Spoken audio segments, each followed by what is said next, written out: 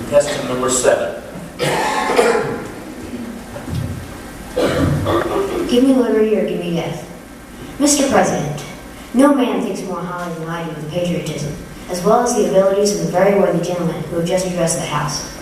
But different men often see the same subject in different lights, and therefore I hope that it will not be thought disrespectful of those gentlemen if, entertaining as I do, opinions of a character very opposite to theirs, I shall speak forth my sentiments freely and without reserve. This is no time for ceremony.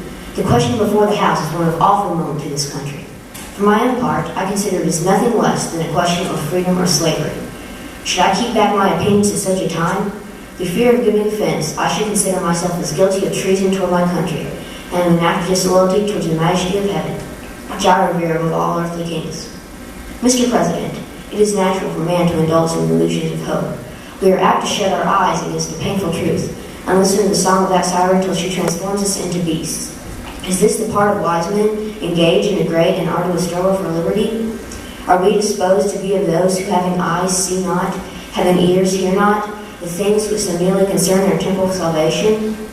For my part, whatever anguish of spirit it may cost, I am willing to know the whole truth, to know the worst and to provide for it, if we wish to be free, if we mean to preserve and violate those inestimable privileges for which we have been so long contending, if we mean not basely to abandon the noble struggle for which we have engaged, and which we have pledged ourselves never to abandon until the glorious object of our contest shall be attained. We must fight. I repeat, sir, we must fight, and appeal to the arms and to the God of hosts is all that is left us.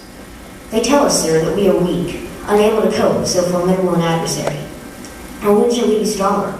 Will it be the next week, or next year? Shall it be when we are totally disarmed, and when a British guard shall be stationed at every house? Shall we gather strength by irresolution and inaction? Shall we acquire the means of effectual resistance by lying supinely on our backs and hugging the elusive phantom of hope till our enemy shall abound us hand and foot? Sir, we are not weak if we make proper use of the means which the God of nature has placed in our power. 3 millions of people, armed in the holy cause of liberty, and in such a country as that which we possess, are invincible by any force which our enemy can send against us. Besides, sir, we will not fight our battles alone. There is a just God who presides over the destinies of nations. It is to the vigilant, the active, the brave. Besides, sir, we have no election. If we are base enough to desire it, it is now too late to retire from the contest.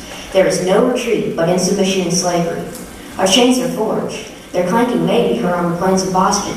The war is inevitable, and let it come. I repeat, sir, let it come. It is in vain, sir, to extenuate the matter. Gentlemen may cry peace, but there is no peace. The war is actually begun. The next gale that sweeps from the north will bring to our ears the clash of resounding arms. Our brethren are already in the field. Why stand we here idle? What is it that the gentlemen wish? What would they have? Is life so dear, or peace so sweet, to be purchased at the price of chains and slavery? Forbid, Almighty God. I know not what course others may take, but as for me, give me liberty or give me death.